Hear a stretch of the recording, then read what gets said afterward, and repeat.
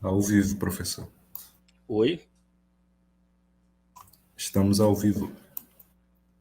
Ok. Eu não estou conseguindo ver a Aja. Ela está aí? Tá aparecendo só eu aqui. Ah, ótimo. Chegou. Isso. Pronto. Eu não estava te vendo. Nós já estamos É, com. eu tava abaixo. Eu não estava te vendo. Nós já estamos. Eu tava abaixo. Ok, então vamos. Boa tarde, pessoal. Eu sou Ulisses. Nós estamos. Ok, então vamos. Nós estamos agora começando, dando continuidade ao nosso ciclo de debates de diálogos contemporâneos entre fronteiras. E aqui na Universidade Federal do Acre, no projeto de extensão da Universidade Federal do Acre, da área de História.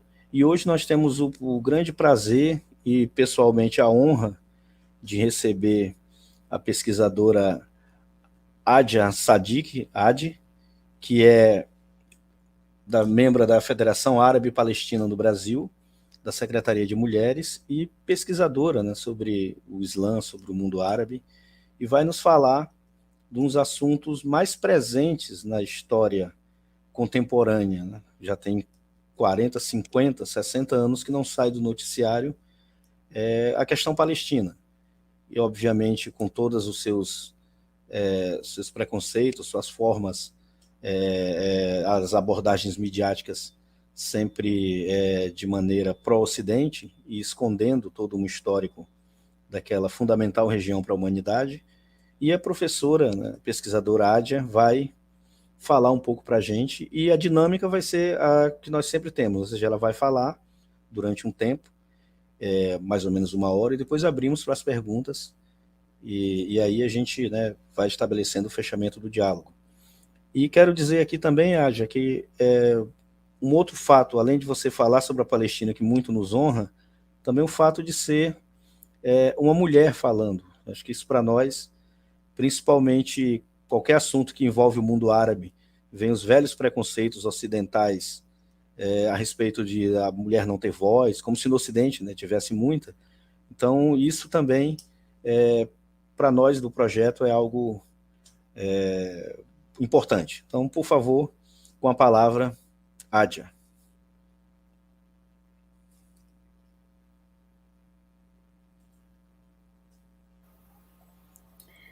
Bom, gente, muito obrigada, Ulisses, tá? Obrigada a todos que estão aqui nos assistindo e obrigada também à Universidade Federal do Acre por essa oportunidade de fala, tá? Falar sobre a questão palestina é um dever ético, moral, um dever humano, né? E para mim, particularmente, é um prazer e, ao mesmo tempo, é uma honra e é uma obrigação também, enquanto militante da causa palestina, enquanto filha de palestinos, né? Então, e enquanto talvez uma representante desse povo aqui no Brasil, tá? Então, eu agradeço a todos que estão aqui nos assistindo, nos prestigiando. Eu espero contribuir para 1 hora de fala, né? Assim, para falar da Palestina, precisaria de uma disciplina inteira, né? Mas é importante para eu trazer um pouco, né, minimamente, esse contexto palestino, tá? E para que vocês entendam, né, questões elementares, fundamentais desse processo. E para depois a gente poder dialogar, conversar um pouquinho, tirar algumas dúvidas que talvez a minha fala desperte para vocês, algumas reflexões, alguns comentários. Então, como o professor Ulisses já comentou, a gente vai trabalhar dessa forma, tá? Bom, então eu vou fazer uma breve apresentação, falando um pouco também de como eu cheguei na questão palestina, tá? E depois eu vou traçar algumas questões históricas, né? Nós temos aqui alunos de história, traçar algumas questões históricas para este contexto palestino, para o contexto da Palestina, tá bom? Bom, meu nome é Ajan Sadik Adi, tá? Em árabe se pronuncia Esjen Sadik Edi. E, bom, eu sou de Corumbá, Mato Grosso do Sul. Aqui nós temos uma comunidade palestina, talvez uma das mais significativas, uma das maiores comunidades palestinas do Brasil, tá? Temos mais ou menos 300 árabes aqui, árabes palestinos, entre imigrantes e descendentes, como é o meu caso, tá? E, bom, o meu avô chegou aqui em 55, né? Ou seja, Israel ocupou a Palestina em 48, então meu avô foi parte, né, desse processo de expulsão dos palestinos, né? Enfim, mas em busca de palestinos em busca de melhores condições de vida. E 55 meu avô chegou, 13 anos depois, em 68, chegou o meu pai para ajudar, inclusive o meu avô. E em 72, 4 anos depois, né? É interessante porque assim, meus pais já combinaram lá, então quando meu pai chegou aqui em 68, já tinha meio que combinado com a minha mãe, olha, daqui a 4 anos eu espero você lá no Brasil, né? E em 72 a minha mãe chegou, né, escrevendo, se comunicando por cartas, né? E eles se casaram na Bolívia, porque Corumbá aqui é fronteira com a Bolívia, então os imigrantes eles tendem a ficar em regiões de fronteira, né, como tem, por exemplo, uma grande concentração de árabes em Foz do Iguaçu, que também é uma região de fronteiras, em função da questão da documentação, da naturalização. Então, essa região de fronteira facilita ou torna menos arriscado, né, você ainda não ter o fato de você ainda não ter a naturalização, então nesse processo você pode ir para outro país, né, até a documentação ficar regular, né, regularizada. E, bom, então meus pais já estão mais ou menos há 50 anos aqui no Brasil, né, junto com vários outros palestinos aqui da comunidade.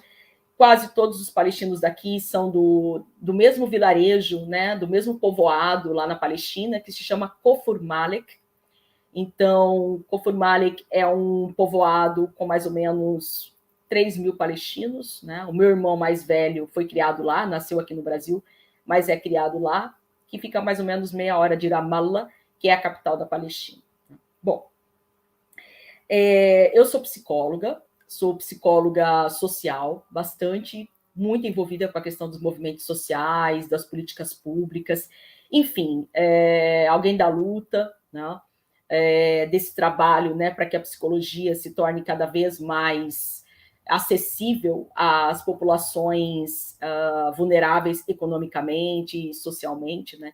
Então, é nessa perspectiva teórica que eu acredito, né, que eu me dedico e me identifico com a psicologia brasileira.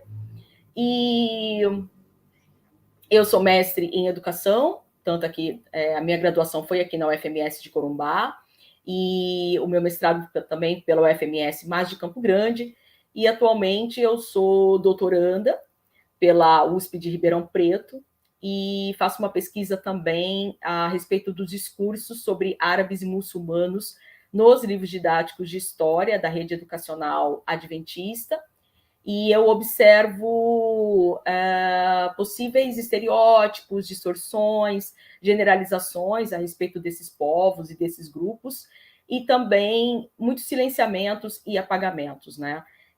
O contexto árabe e o contexto muçulmano foi muito importante para a Europa, foi muito importante, inclusive, aqui para o Brasil, mas isso pouco se fala. Então, a minha pesquisa ela vai um pouco nesse sentido, né? Eu sou membro do Graças, que é o grupo de antropologia em contextos islâmicos e árabes, lá da USP, e também sou diretora da Secretaria de Mulheres da FEPAL, que é a Federação Árabe Palestina do Brasil. Tá? Boa tarde a todo mundo que está aí, né? Muitas mulheres, né? Fico feliz, né? Tem muita mulher no ambiente acadêmico, na universidade e tudo mais, né? E agradeço também o fato de disponibilizarem, né, de darem a oportunidade para uma mulher fazer a fala, né? Eu acho que isso é um avanço, é um progresso, né? Para a gente comungar das ideias e das falas ao lado dos homens, né? Uma relação mais igualitária possível. Bom,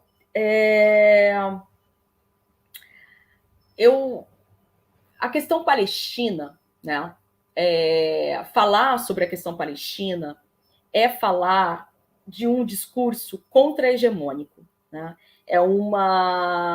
Obrigada, Hélio, obrigada a todos, bem-vindos, tá? Então, assim, o discurso sobre a Palestina, a partir de uma Palestina, né, que eu também me considero uma palestina, que contrapõe a narrativa tradicional, que é uma narrativa hegemônica e que foi tomada historicamente por Israel. Então, o discurso, né, que está muito presente aí, tanto no discurso, na literatura, na mídia, nos livros, ainda é um discurso de divisão orientalista, de visão colonial, de visão eurocêntrica, de uma visão israelense e de uma visão sionista. Tá? Então, o que eu vou trazer aqui destoa desse discurso, é uma contranarrativa, né? Trazer a história a contrapelo, né? Então a gente vai escovando a história de forma contrária ao que ela é conhecida hegemonicamente, tradicionalmente, tá? Então eu vou só para eu seguir aqui a minha sequência da fala, tá?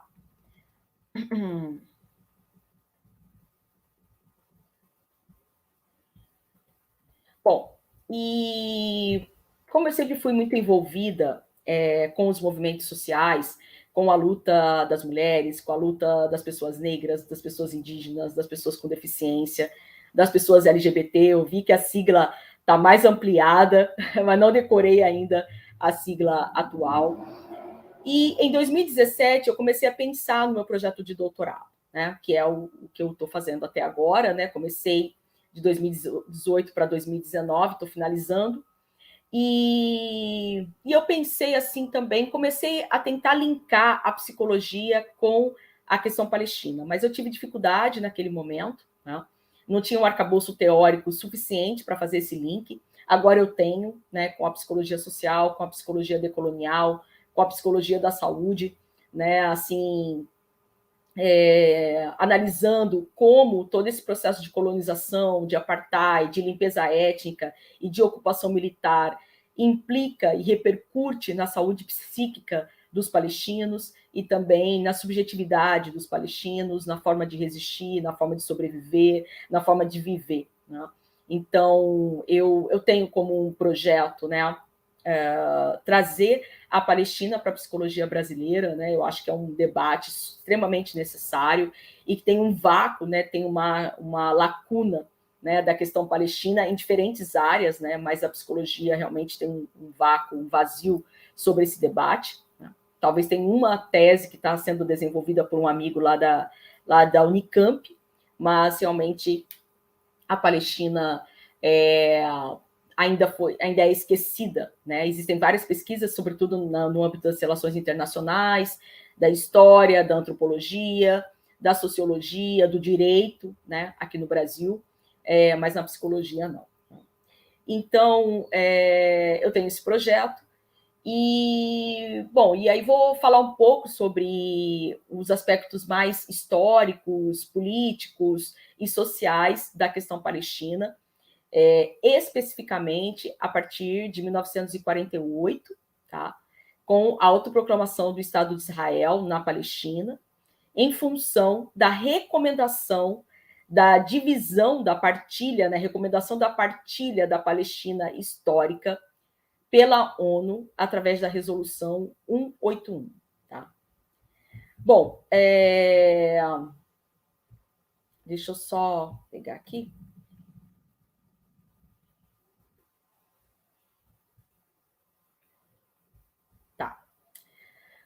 Outras questões aqui é só para eu não perder a meada, né, a sequência da fala. Eu parto, gente, assim, de um discurso laico, objetivo, social, tá? Eu não parto de um discurso bíblico, religioso, tá?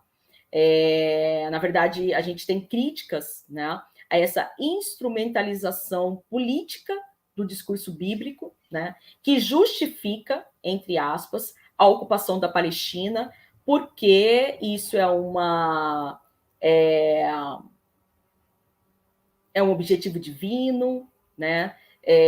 Deus é que disse que os israelenses têm que ocupar a Palestina, né? É uma terra prometida aos judeus por Deus, tá? Então, a gente não parte disso, eu particularmente, todos os militantes e estudiosos da questão palestina, nós não partimos dessa perspectiva bíblica, né, que justifica a colonização da Palestina, né, que foi essa apropriação do discurso bíblico para justificar um fato, um evento histórico e político. Tá? A ocupação da Palestina não é um feito ou um fato religioso, tá? É um fato político, territorial, econômico, político. Bom, e vou falar um pouco, né, como que é essa instrumentalização política da Bíblia para justificar a ocupação da Palestina. Tá? Bom, então esse é um ponto. Eu parto desse discurso laico. Tá? A gente está aqui dentro de uma academia, né? Então a gente parte desse discurso e dessa perspectiva mais objetiva para falar da Palestina. Outro ponto, embora seja muito comum, eu não falo da Palestina, eu não parto da questão palestina como um conflito. Tá? Eu acho essa palavra, esse termo, esse conceito extremamente equivocado quando a gente fala da questão palestina. Tá? Porque a ideia de conflito, quando a gente pensa em conflito, a gente pensa num campo proporcional de forças, tá? Numa esfera em que forças proporcionais estão se combatendo, e não é o caso. Tá? Ali se trata de um contexto de opressão. Né? Israel tem um dos mais poderosos exércitos do mundo. Né? Em contraponto, a Palestina não tem sequer forças armadas. Não tem exército, não tem marinha, não tem aeronáutica. Né? O que temos são partidos políticos com função militar. Tá? Tanto Hamas quanto Fatah têm grupos internos que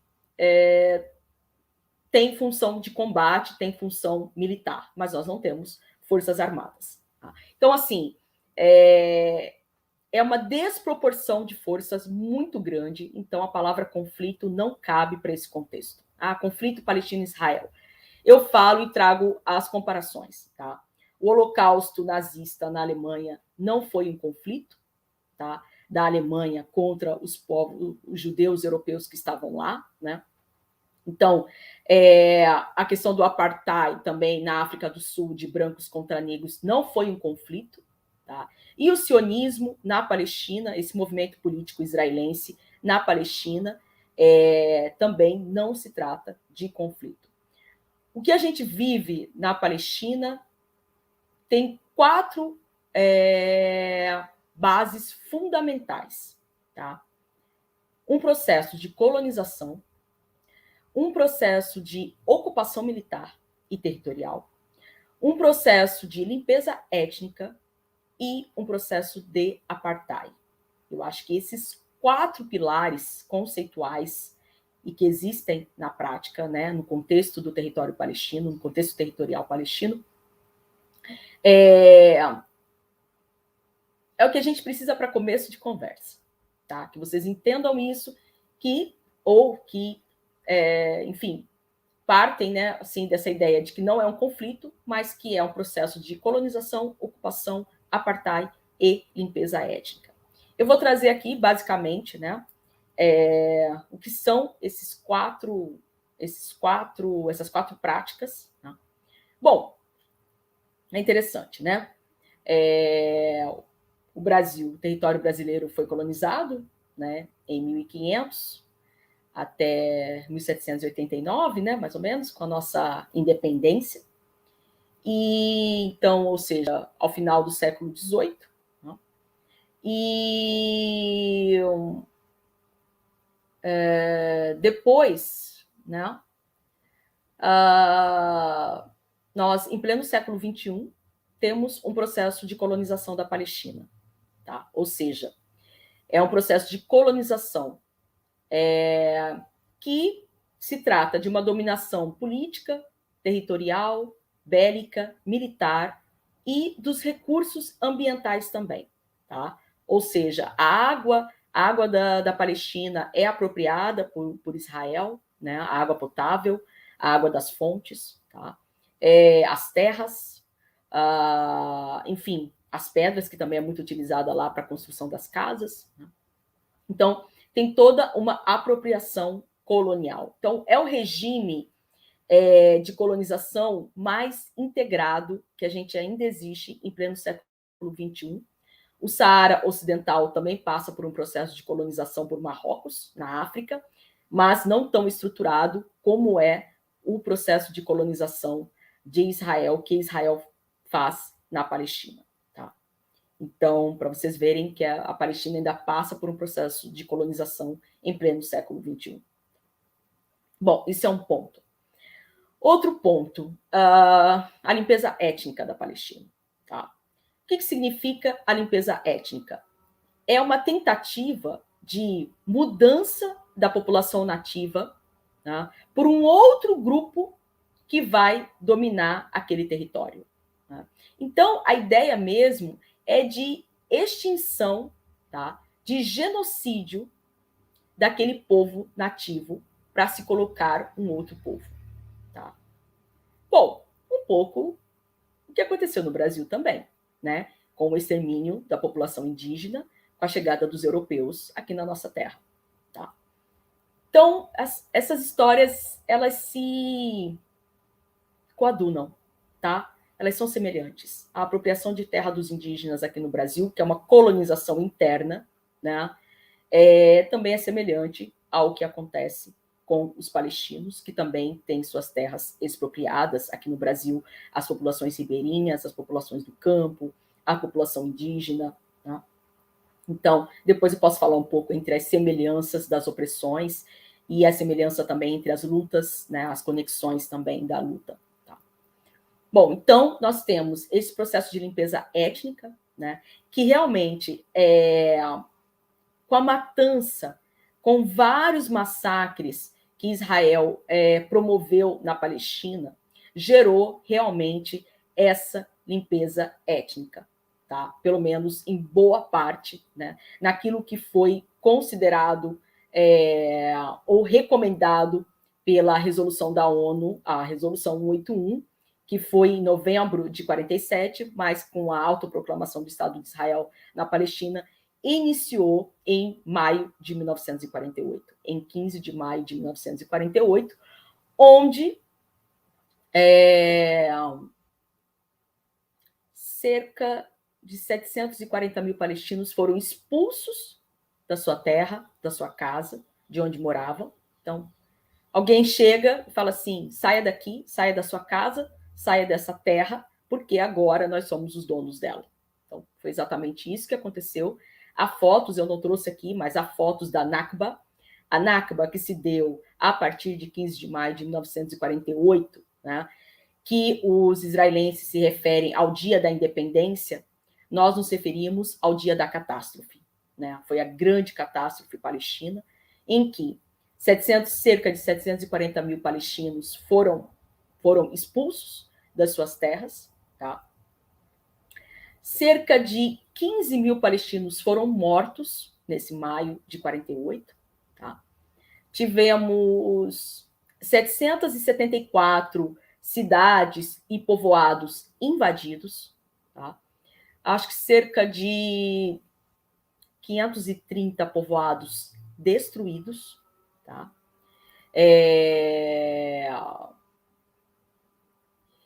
E, enfim, todos esses massacres, essas expulsões, essas mortes, tá? Para que Israel se proclamasse, né, um Estado no território da Palestina. Então, bom, a gente traz que nós vivemos uma Nakba contínua, tá? Por quê? A expulsão de palestinos continua, a morte de palestinos continua, a apropriação das terras e das casas de palestinos continua. Tá? Então, esse processo de limpeza étnica, né, que o Ilan Pappé, que é um historiador israelense, que foi expulso da universidade onde ele trabalhava, porque ele denunciava tudo isso, né, todo esse projeto de limpeza étnica promovida pelo sionismo, né,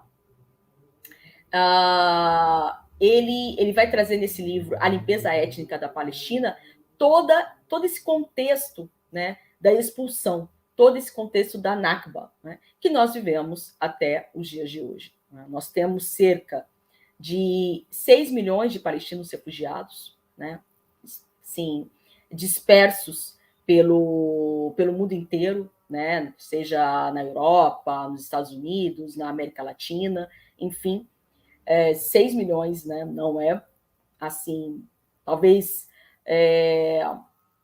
30%, 40% de toda a população palestina do mundo inteiro está em uma situação de refúgio, né? Situações deploráveis de questão de refúgio. Não é de imigração, como foi dos meus pais que chegaram aqui com um certo planejamento. Refúgio mesmo, ou seja, refúgio é quando você busca, você está fugindo, né? Você está numa situação de fuga porque aconteceu algum tipo de catástrofe no seu território, na sua terra natal, e você precisa sair imediatamente daquele lugar. Né?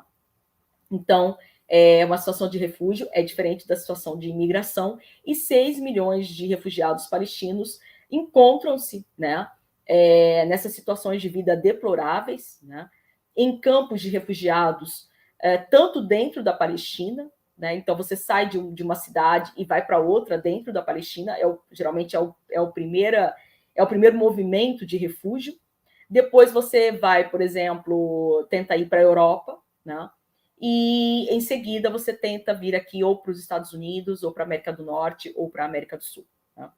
Então, é interessante que a gente vai dizer que os palestinos sofrem de duplo ou de triplo refúgio, condição de refúgio. Né?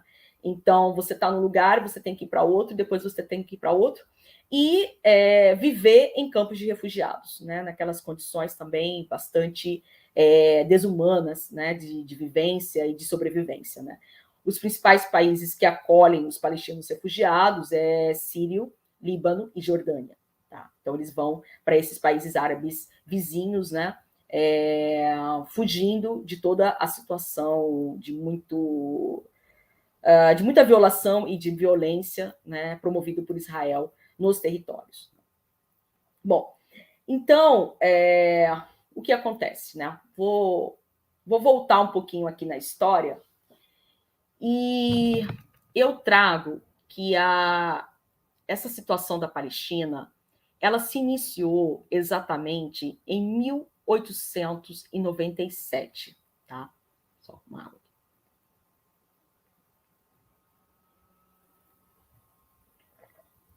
Então, a gente vai dizer aqui que não são apenas 74 anos, né? Nós já temos 125 anos em que a semente, né, de todo esse genocídio da Palestina foi plantada. Tá? Bom, o que acontece em 1897?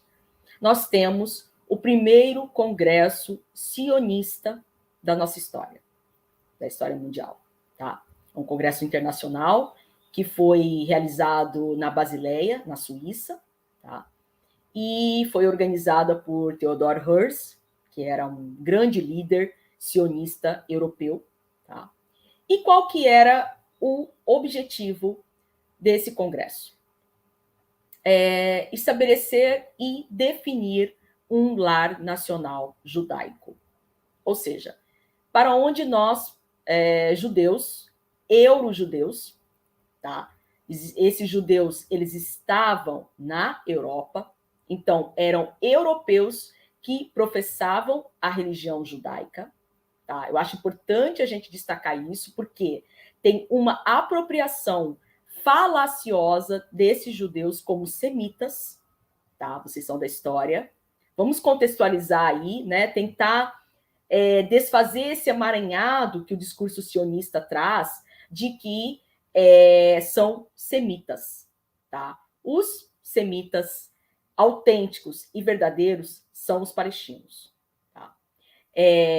Enfim, que tem mesmo porque os judeus que estavam na Europa nem sequer falavam mais o hebraico. Eles retomaram o idioma hebraico, mas eles não falavam mais o hebraico. Tá? Se a gente for considerar semitas, o povo que fala hebraico, aramaico, árabe, etc. Né? Mas eles já estavam dispersos, né? Questão de séculos, estavam concentrados na Europa, né? Não estavam tão dispersos como se diz o discurso, né? Estavam concentrados na Europa e buscavam um lar nacional judaico. Bom, esse lar nacional judaico, nas diferentes frentes que havia no Congresso, eles pensaram, olha só, eles pensaram em vários lugares para essa possível instalação e fundação de um Estado judeu. Tá? Pensaram na Patagônia, aqui na Argentina, tá? Pensaram Uganda, Madagascar, na África, pensaram a Palestina, no Oriente Médio, tá? E pensaram também uma região próxima à Sibéria, na Rússia. Tá? Tem... Só um minutinho.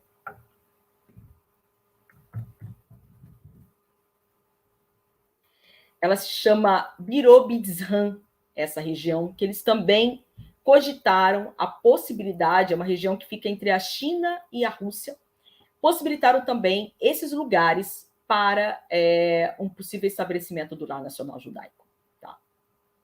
Bom, provavelmente, certamente, pensando no discurso bíblico, né, de alguns lugares que na região da Palestina são importantes para os judeus, eles decidiram que o estabelecimento do lar nacional judaico se dará 50 anos depois na Palestina. Olha só, profético foi o Theodor Herzl, né? 50 anos depois, um Estado judeu será implantado na Palestina, que de alguma forma aconteceu, porque em 1947 a ONU recomenda, né, a partilha da Palestina histórica. Então, de 1897 para 1947, os 50 anos que o Theodor Herzl profetizou para o estabelecimento do lar nacional judaico. Olha só. Bom, e aí, gente, tiveram vários processos históricos que acabaram contribuindo para que isso acontecesse meio século depois. Tá? Além também, enfim, de uma incapacidade política bélica, né, dos palestinos fazerem esse enfrentamento. Tá? Bom, 1897, o primeiro Congresso Sionista Internacional, tá? E o estabelecimento, né, a definição da Palestina como futuro lar nacional judaico. Tá? Depois, em 1917, 20 anos depois, nós tivemos a Declaração Balfour. Tá?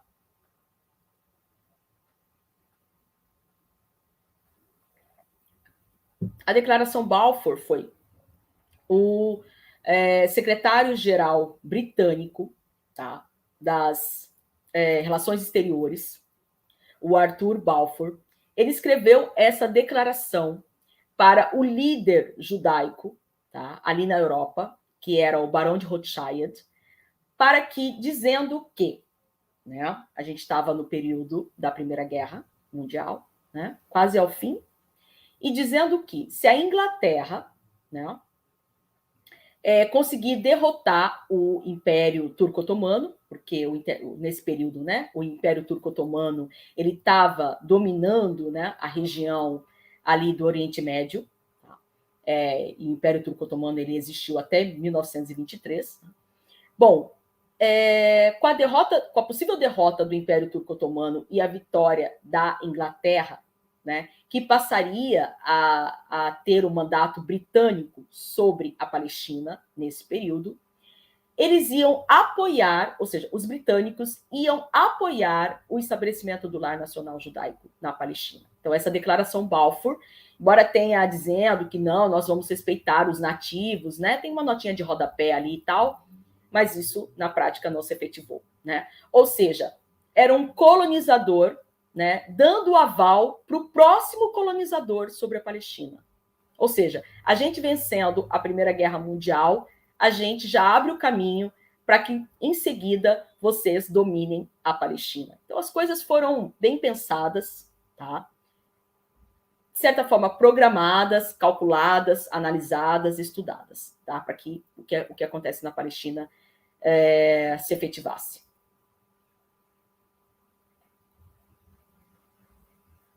Depois, em 1922, inicia o mandato britânico na Palestina, tá?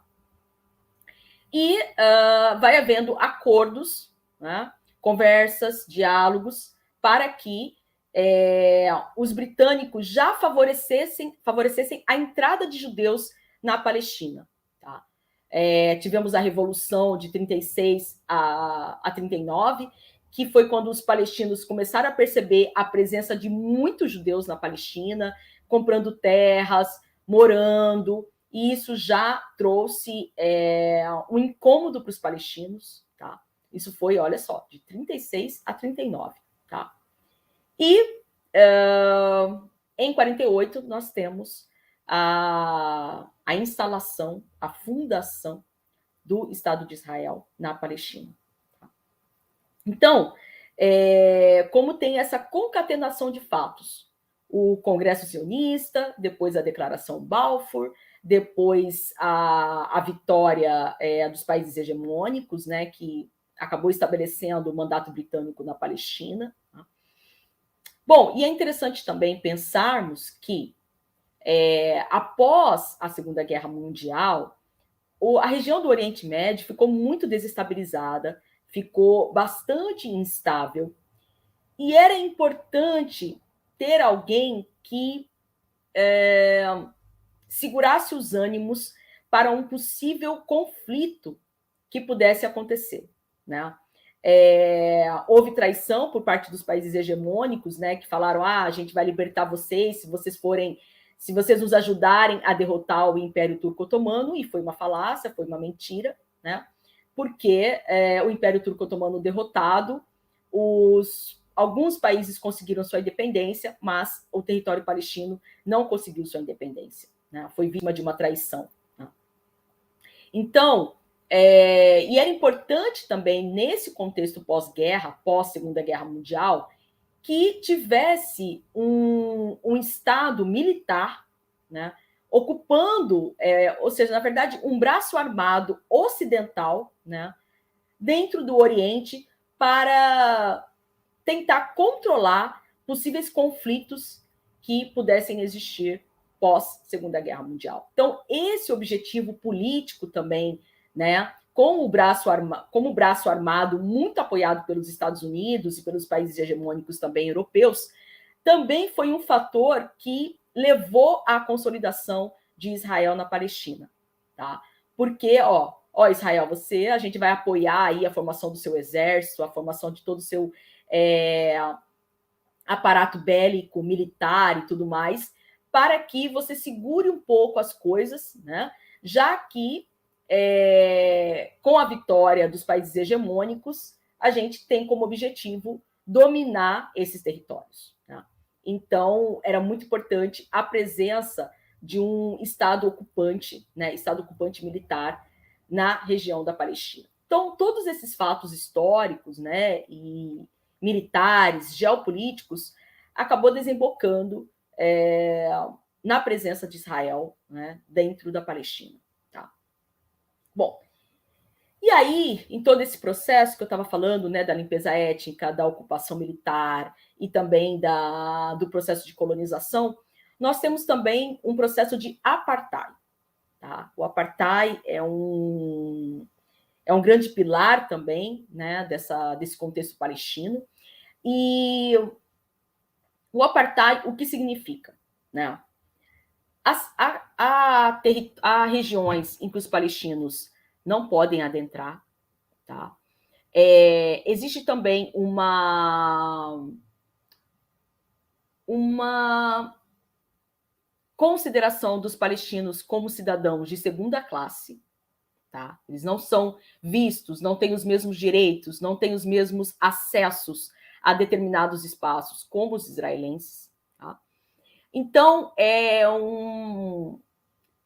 uma população de segunda classe, tá? Não tem acesso aos mesmos trabalhos, às mesmas profissões, tá? Além de termos um muro, né, um apartheid físico, né, um muro que tem 760 quilômetros de extensão, 8 metros de altura, em alguns outros lugares até mais que isso, né, e que Israel, para construir esse muro, sempre, né, com essa desculpinha de segurança, né, de defesa, de proteção, e para essa construção de muro, eles detonam o que vier pela frente. Se tiver uma casa de um palestino, eles vão destruir. Se tiver escola de crianças palestinas, eles vão destruir. Se tiver plantações, eles vão destruir. Se tiver estrada, eles vão destruir, né? As plantações dos meus avós, né, de trigo, de figo, né, de azeitona, que são esses 3 grandes produtos da subsistência palestina, né, o trigo, a azeitona e também o figo, eles passaram a estrada, passaram um muro nessas terras que eram dos meus avós, né? Estradas que muitas vezes quem tem acesso é somente os israelenses, os palestinos não têm acesso a essas estradas, tá? Enfim, e tem os checkpoints também, né, que são bloqueios, né, postos de controle que dificultam muito a vida dos palestinos, né? Você passa horas às vezes esperando, né, para você poder acessar uma outra região, né? Você tem que passar por esses postos de controle, tem filas esperando. Mulheres morrem, por exemplo, em trabalhos de parto dentro desses postos de controle, porque Israel não libera as mulheres para... os soldados não liberam para que elas tenham acesso ao hospital, então elas acabam entrando em trabalho de parto nos checkpoints e acabam não sobrevivendo, ou a mãe morre, ou o filho morre, né? Claro que isso também é totalmente intencional, né?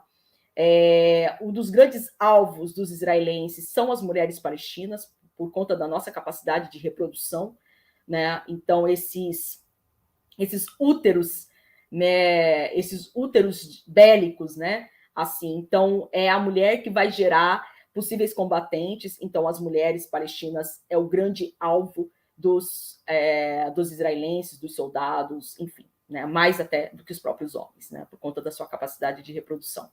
Então, a gente vive todo esse apartheid físico, né? Imagina, então, como que é viver isso. Eu, como psicóloga, fico pensando, né, como que é todo esse processo de controle, de opressão, de humilhação que se dá nessas situações de controle sionista na população palestina.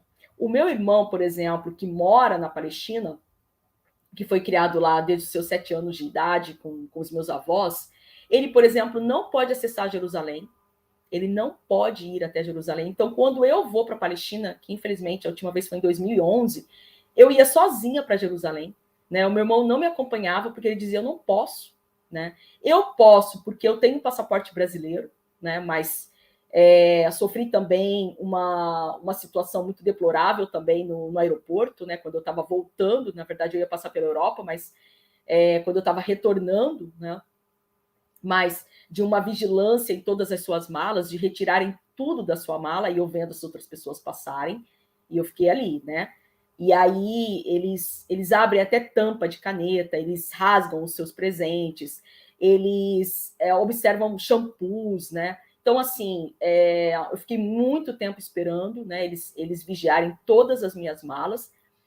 Depois me levaram num lugar distante dentro do aeroporto, eu fiquei, sei lá, caminhei uns 10, 15 minutos, né, com uma funcionária, uma agente do aeroporto, uma israelense, e pediram para que eu ficasse só com a roupa íntima, né, assim, praticamente nua, numa cabine, né, para que eles vissem se eu não estava portando algum tipo de arma ou algum tipo de bomba, né. Então, assim, bom, eu espero que isso não me aconteça de novo, porque aí eu vou fazer assim, né? Vou fazer o escarcéu, porque ninguém tem o direito de fazer isso, né? Eles fizeram isso apenas comigo, né? Então, não tenho direito de olhar em meu corpo, não tenho direito de vigiar meu corpo, não tenho direito de pedir para eu retirar minha roupa. Então, assim, é uma violência, é uma violação, né? Eles não têm esse direito, né? Israel, como um grande perpetrador de violências, de violações, né? Um grande Estado violador dos direitos humanos, da Declaração dos Direitos Humanos, da Convenção de Genebra, do direito internacional humanitário. Então, assim, isso é fichinha, né? Das várias violências que eles fazem contra as mulheres, contra as crianças nas prisões palestinas, nas prisões, quer dizer, dentro da Palestina, mas são prisões sionistas, né? Das prisões de palestinos, né? Mulheres que entram em trabalho de parto dentro das prisões e que são amarradas, né? Há situações em que até os filhos eles são retirados da mãe, são doados para pais, né? Casais israelenses que não podem ter filhos. Então, assim, eu teria que ter uma live inteira só para falar de todas as violações que a criança, que o idoso, que a mulher, que o homem sofre, né? Então, assim, situações, por exemplo, que um soldado sionista chega na casa e fala para que ele xingue a mãe, para que o palestino xingue a mãe e xingue a esposa dele, né? Assim, ou que retire sua roupa na frente da mãe, dos filhos, da esposa, né? São situações de extrema humilhação para os palestinos, né? Então, são situações, assim, de humilhação psicológica, né? Que afetam o psiquismo dos palestinos, enfim, são muitas formas, né, de violação, de ameaça sexual das mulheres também, que estão sob inquérito policial, né, que vão ser presas, enfim, uma avalanche de violações, né. E então, assim, esse apartheid que eu estava falando implica, por exemplo, nessa falta de acesso dos palestinos no seu próprio território a determinados lugares, né? E há sempre desculpa assim, como meu irmão não tem 60 anos, ele é uma ameaça, né? A Israel, então ele não pode visitar Jerusalém, por exemplo, né? Que é considerada, né, a capital da Palestina, mas que eles também querem se apropriar de Jerusalém como território deles e não Tel Aviv, né, como capital deles e não a capital Tel Aviv, né? Bom, então nós tivemos em todo esse processo, estou vendo aqui o tempo, né? Mas a história da Palestina, desde 48, mas um pouco antes também, a partir do início do século XX, 1920, já existiam os grupos terroristas, né, o Stern, o Irgun, o Haganah, que já matavam, né, já atacavam, invadiam aldeias palestinas e matavam palestinos, né? Então a coisa se inicia por volta do século XX, 1920, né? Então a situação da Palestina, o contexto da Palestina, né? Eu fiz um artigo sobre isso, é um contexto muito trágico, né? Quando eu escrevo sobre a Palestina, sai muito sangue da minha caneta, assim, sai muito sangue da mão, né? Porque é muito sangue derramado, né? Tanto pelos que lutaram, quanto pelos que estavam no campo de refugiado e israelenses entraram atacando, matando, estuprando, mutilando, né? Enfim, né? Arrebentando com os corpos dos palestinos, né? Assim, no processo de muita desumanização, tá?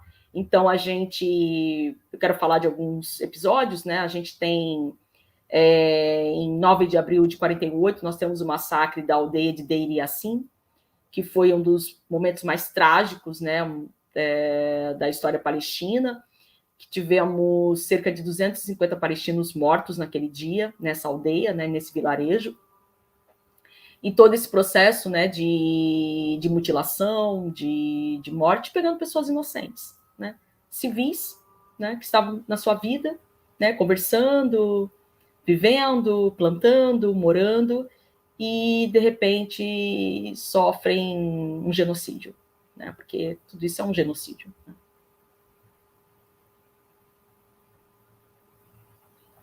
Depois, isso foi antes, né, da autoproclamação do Estado de Israel, isso foi em abril de 48. Depois tivemos a Nakba, como eu falei com vocês, que foi em maio de 48, que iniciou em 15 de maio de 48, com todas as expulsões, a destruição dos vilarejos, a morte de 15 mil pessoas. Depois tivemos tivemos a Nakba, tá, que se deu em 67, na Guerra dos 6 Dias, né, em que mais territórios palestinos foram apropriados por Israel, mais palestinos morreram, mais palestinos foram expulsos, mais terras foram tomadas. Tá? Depois, nessa sequência, né, gente, tivemos em 82, no Líbano, né, nos campos de refugiados de Sabra e Shatila, que foram 2 campos de refugiados na periferia do Líbano. Tivemos também um massacre, né, de palestinos, em que cerca de 3 mil palestinos foram mortos. Tá? O Jean Genet, que é um dramaturgo, um poeta e um ativista político, ele visitou esses campos de refugiados 1 ou 2 dias depois, né? Os corpos dos palestinos ainda estavam com as moscas em cima, né? Então ele relata de uma forma muito sensível, muito profunda, o que ele vê naquele espaço, naquele campo de refugiado que foi massacrado pelos falangistas, né, que é um grupo fascista de extrema-direita político do Líbano, e por uma questão com a OLP e tudo mais, faz essa rivalia, assim, esse revide e se vinga dos palestinos, né? Mas esses campos de refugiados, eles estavam sob controle de Israel, né? E é Israel, são os soldados israelenses que abrem as portas para a carnificina que aconteceu nesses campos de refugiados, né? Enquanto os soldados israelenses faziam uma orgia do que estava acontecendo, né? Que Jean Genet vai dizer, né? Num sadismo, né? Vendo todas aquelas pessoas morrerem e achando graça, né? Assim, num prazer sadomasoquista, né? Um prazer sádico, né? Como a gente vive no Brasil também, né? Assim, as pessoas morrem, as pessoas riem, né? Essa desumanização, né, que a gente está vivenciando, essa indiferença com a morte, esses risos do trágico, que é uma coisa quase surreal para a psicologia, mas que a gente vivencia, né, infelizmente, né, tem alguma coisa aí no ser humano que está equivocada, minimamente equivocada, né, uma dessensibilização, uma desumanização, né, e que se você tiver algum poder, o poder de abrir as portas para que aquela outra pessoa morra, você abrirá essas portas. Né? Então, foi isso que aconteceu no contexto do genocídio de Sabra e Shatila. Né? Então, a gente tem vários episódios. Né? Em 2014, tivemos também um massacre na faixa de Gaza. E ano passado, em 2021, maio de 2021, né? Sempre o maio, né?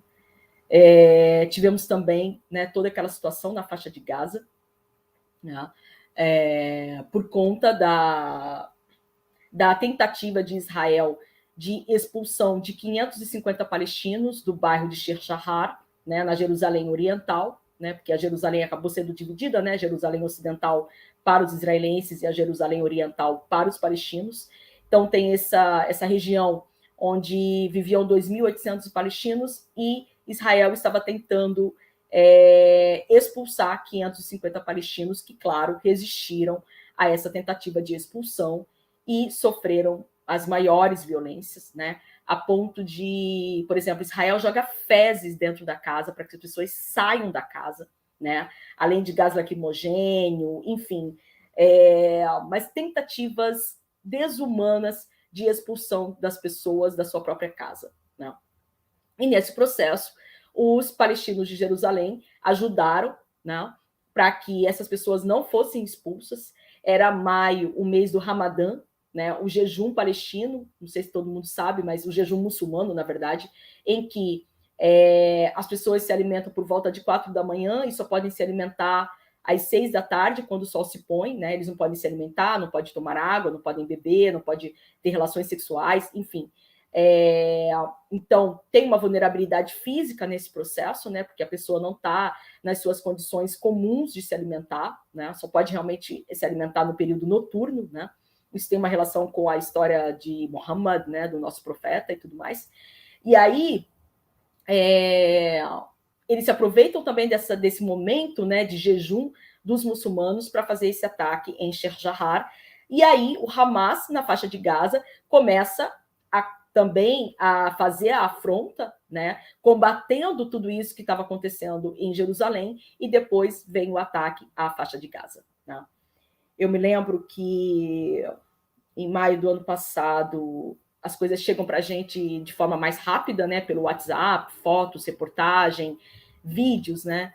E eu fiquei bastante transtornada, Eu falei, caralho, estou matando meu povo, né?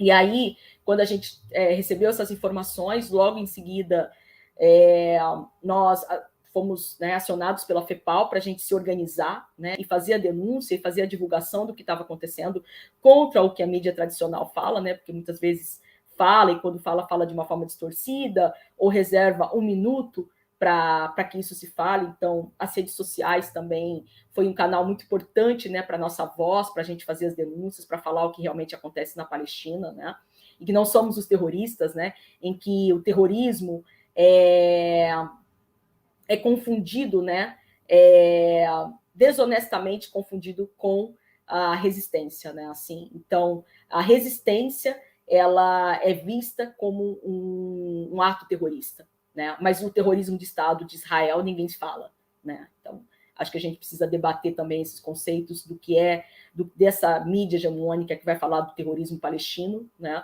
mas quando silencia o terrorismo muito mais grave, né, que é o terrorismo do Estado israelense sionista. Bom, e aí eu me lembro que esse episódio do ano passado foi a primeira vez que, depois que eu entrei, né, no engajamento, na luta, que começou em 2017, foi a primeira vez que eu me deparo com uma situação de ofensiva israelense muito, muito forte, né, com as pessoas morrendo, e eu me deparo isso no tete-a-tete, no ao vivo, né, assim, não falando historicamente, né, mas vivenciando, né. E aí eu fiquei muito, muito comovida, né? E aí nós fizemos essa reunião e eu conversei, né? E eu falei, cara, eu estou muito comovida, assim, eu estou mexida emocionalmente com tudo isso, né? E aí o Walid Rabah, que é o presidente da Federação Palestina, um grande líder, né? Uma referência na nossa luta, ele falou, agora não é hora de chorar, agora é a hora de a gente arregaçar as mangas e falar para o Brasil, dentro das nossas possibilidades, o que está acontecendo na Palestina. Então foi um momento que eu acho que eu trabalhei mais intensamente, eu estava fazendo quase lives 3 a 4 vezes por semana, me entrevistaram na minha casa lá em Campo Grande, eu fiz falas, fiz reportagens, fiz podcasts.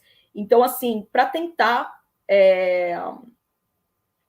minimamente, né, trazer o que está acontecendo na Palestina, né, porque as pessoas realmente não conheciam. Um trabalho de formiga, micropolítico, mas extremamente importante, né?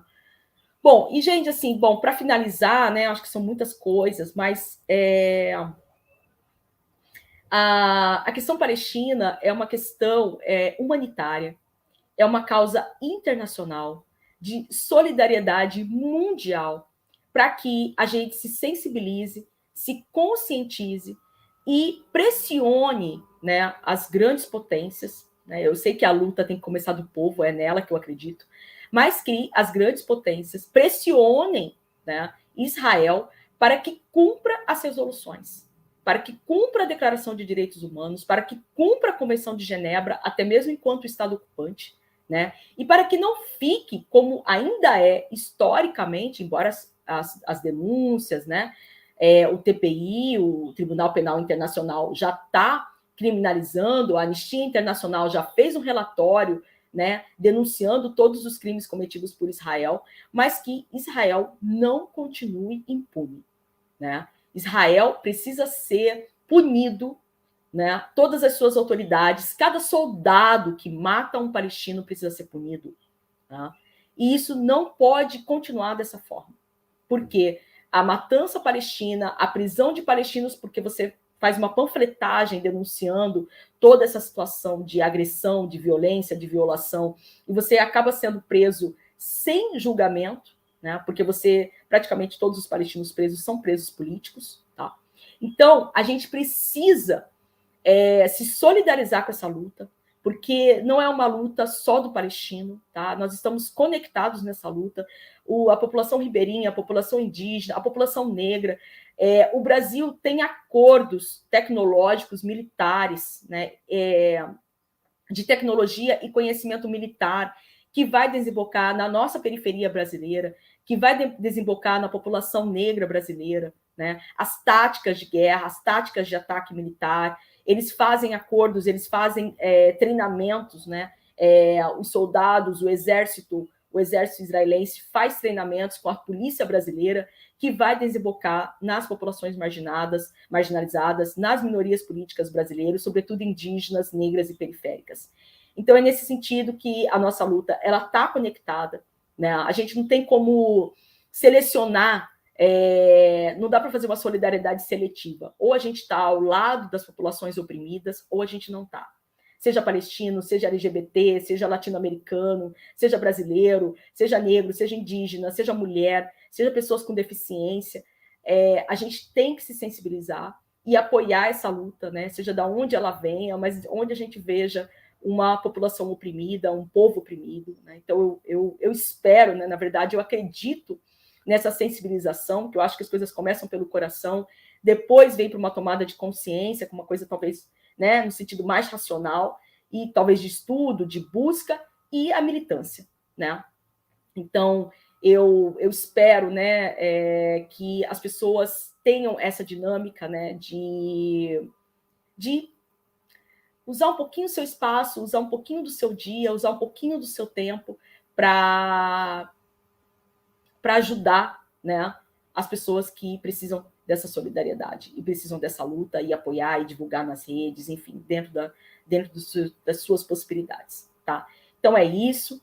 Eu vou aqui ver os comentários, as discussões, para as pessoas também que talvez tenham interesse de fazer um estudo, uma pesquisa sobre a questão palestina.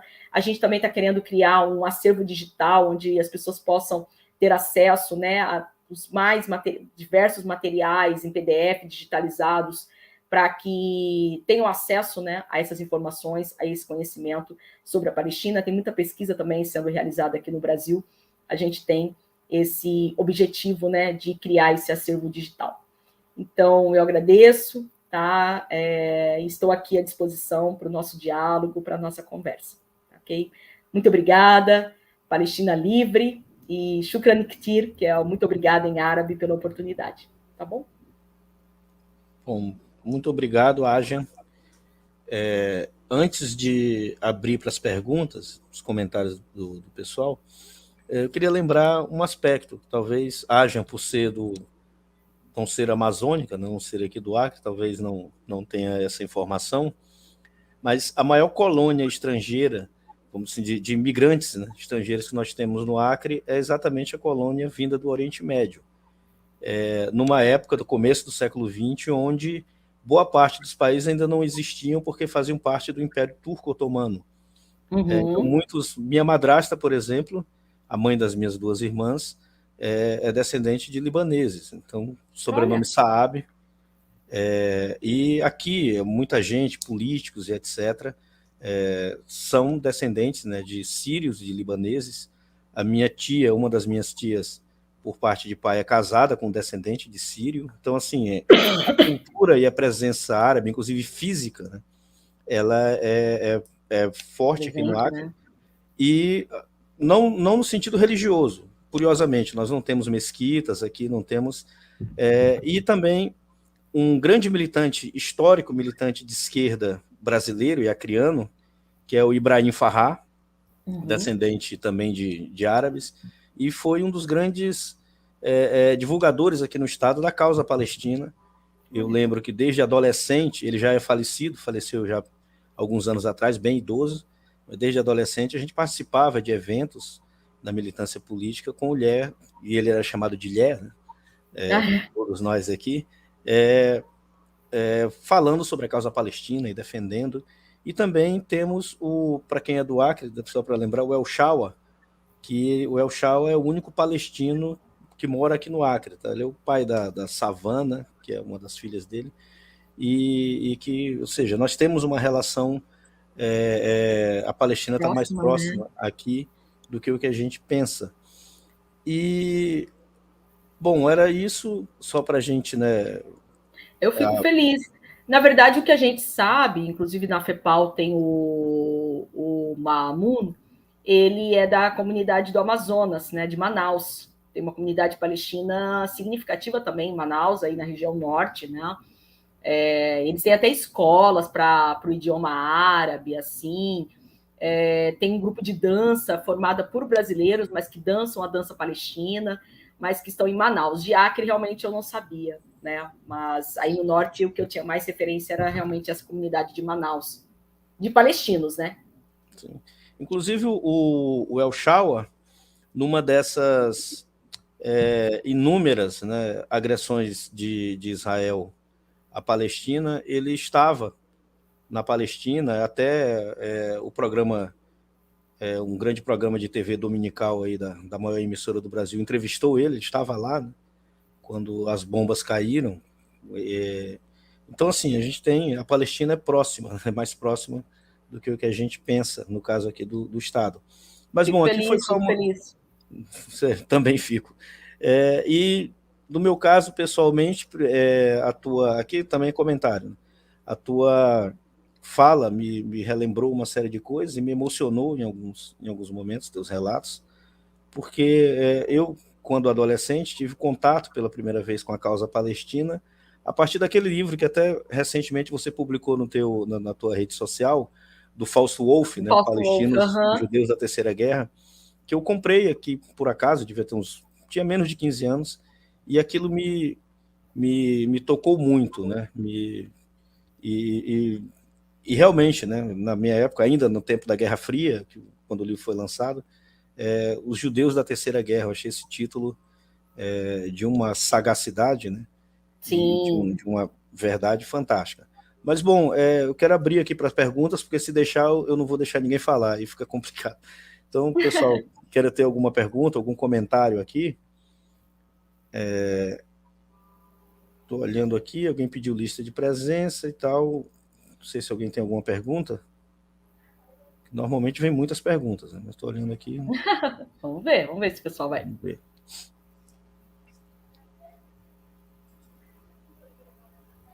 Bom, Bom, enquanto não vem, assim que vier eu paro. Não, tudo bem. Eu queria só perguntar aqui algumas coisas. Eu tinha um trilhão de perguntas, Agen. E Lá. Primeiro, assim, só para alguma reflexão aqui, o Graça Aranha, o brasileiro Graça Aranha, foi o que presidiu, né, a sessão da ONU de criação do Estado de Israel.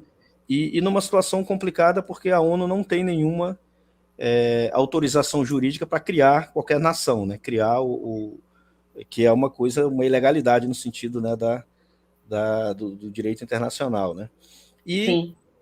um outro aspecto aqui é o fato de que o atual ocupante da cadeira do Planalto, né, que felizmente para nós está mais perto aí do Mato Grosso do Sul do que aqui do Acre, né, está mais perto, e para a infelicidade de vocês, uma das primeiras propostas foi exatamente mudar, né, a Embaixada Brasileira de Tel Aviv para Jerusalém, num reconhecimento, numa situação que é profundamente sensível para o movimento palestino, que é a questão do reconhecimento da cidade, né, da cidade de Jerusalém como capital, né? Sim. E aí, como ninguém está fazendo a pergunta, eu queria que você comentasse um pouco sobre a importância. Assim, primeiro você tem um canal, né? Eu queria que você colocasse o link aí, que eu vou querer. Você havia comentado comigo que tem um canal no YouTube, eu quero me inscrever e deixar aqui para o pessoal também que tem interesse, né? Tá bom. Mas qual a importância para vocês, para o movimento, né, palestino, do Abu Nidal, né, o Yasser Arafat, e essa coisa simbólica do corpo dele ainda está esperando ser enterrado, né, aquela coisa, e não sei se você pode comentar algo sobre a importância dessa liderança para o movimento palestino?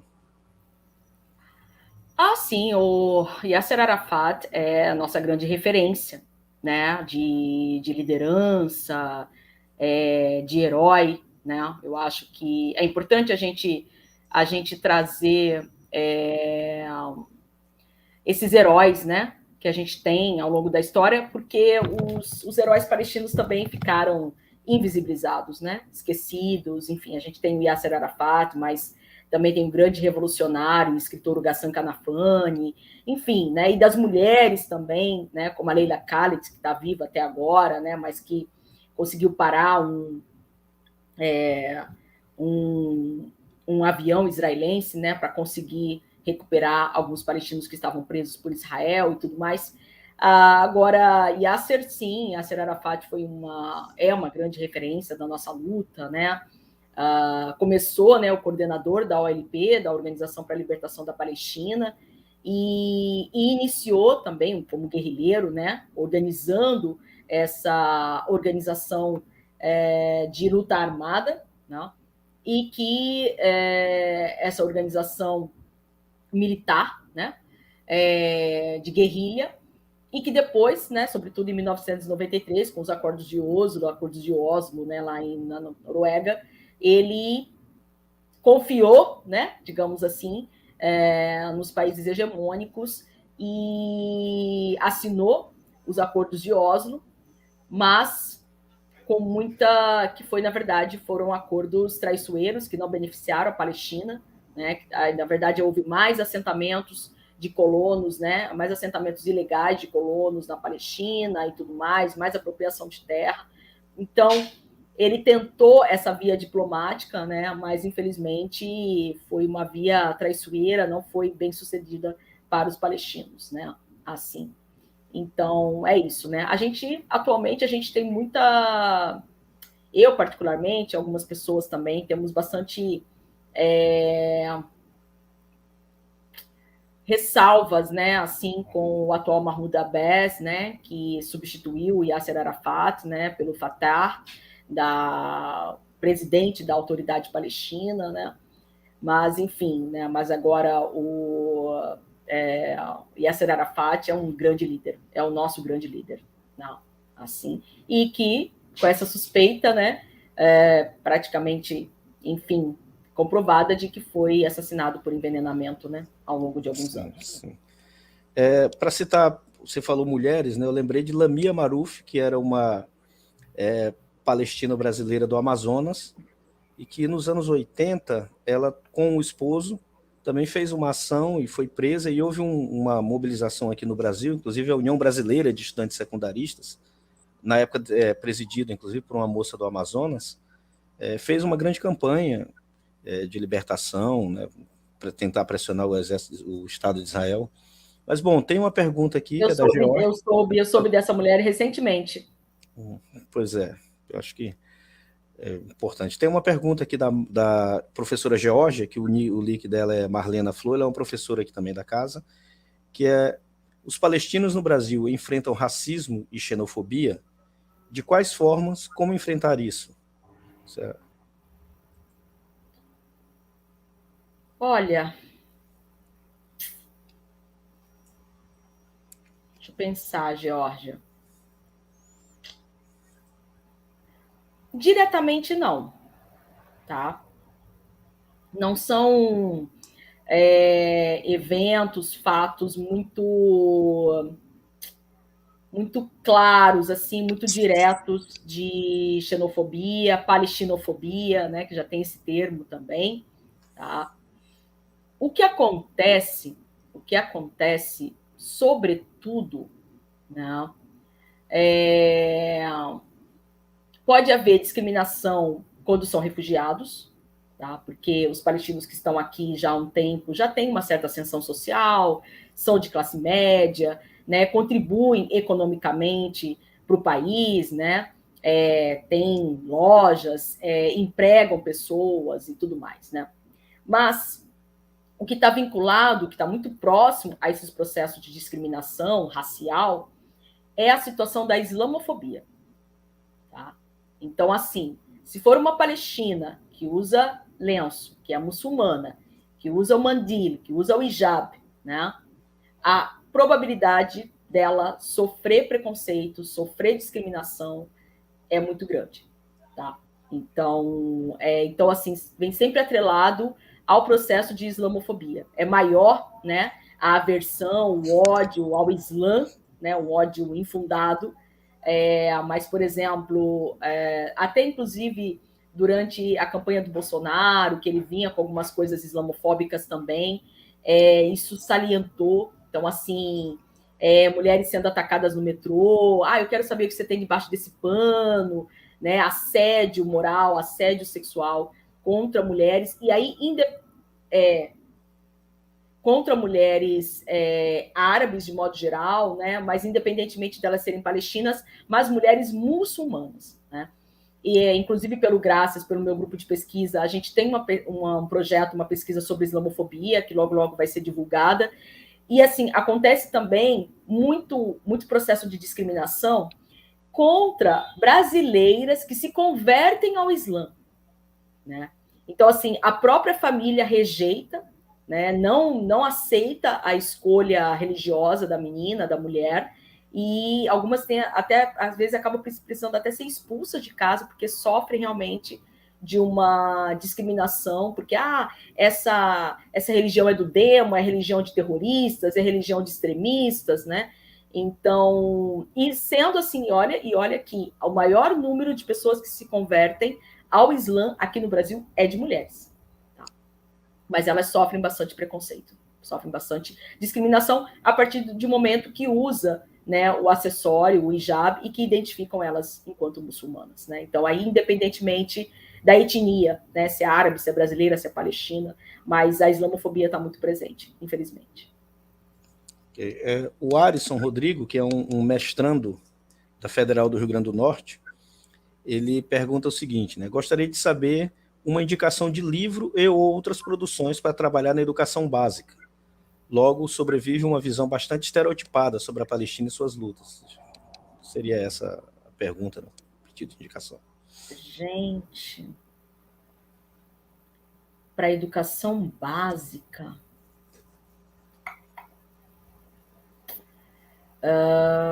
infantil, né? Público infantil. Não. Olha, bom, só um adendo, né? Ulisses, depois eu... Não, na verdade, assim, porque também você vai disponibilizar, né? Não sei se o YouTube disponibiliza links. Eu já tive problemas com essas questões, mas eu vou disponibilizar depois alguns materiais também, não sei, os seus grupos de alunos, né? Alguns artigos que eu escrevi com mulheres palestinas aqui do Brasil. Por coincidência, deixa eu acionar aqui, porque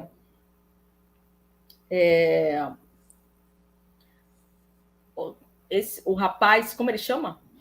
Arisson. Outro dia, deixa eu recorrer aqui para pegar o nome certinho.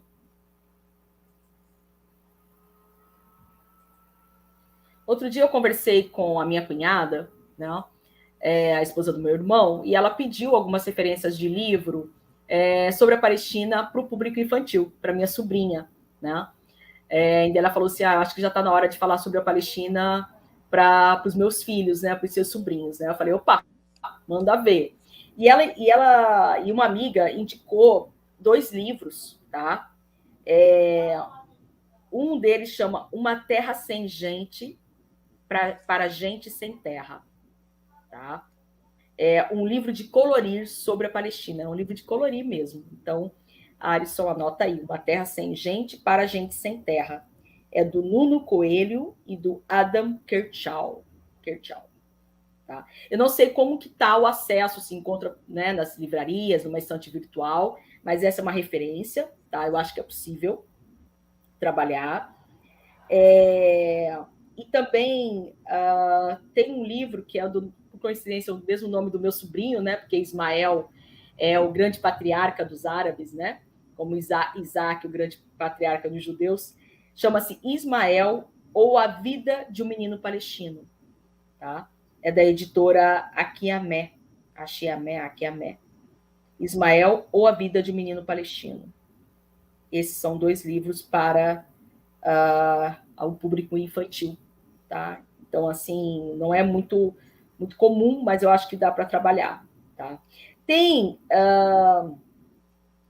uns livros, mas eu acho que é para o público adulto, do Joe Sacco, né, que é um grande cartunista, né, e ele trabalha livros em quadrinhos. Então, ele tem o Joe Sacco, SACCO, ele tem livros em quadrinhos sobre a questão palestina, tá? Mas eu não sei se é aplicado para crianças, né? São assuntos, embora em quadrinhos, né? Mas são temas pesados. Mas dá uma olhadinha, Alisson, tá? Os materiais do Joe Sacco, ele trata de outras questões também, mas os quadrinhos do Joe Sacco são livros em quadrinhos, são bem interessantes também.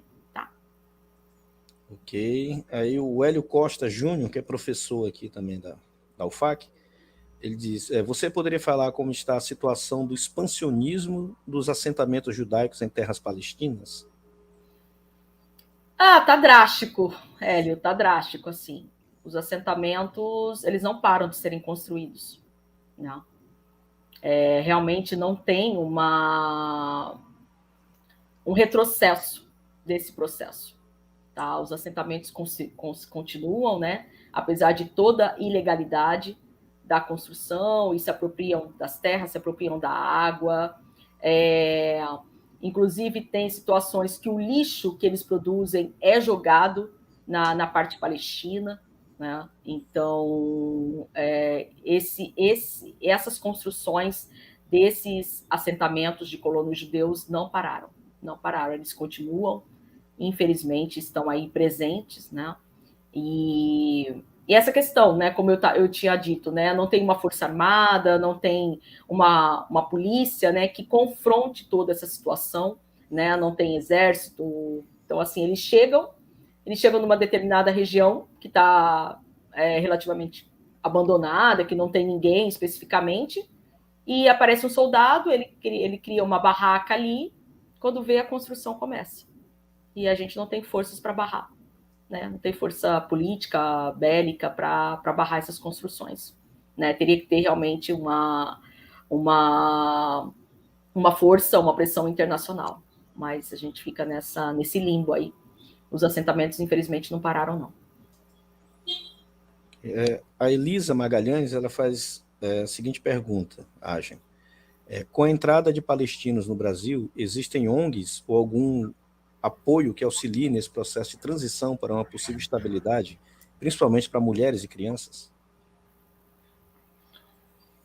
Olha, uma das referências que a gente tem, não? Bom, o trabalho com refugiados realmente não é simples, não? Mas a gente tem aqui a ONG Refúgio Brasil, tá?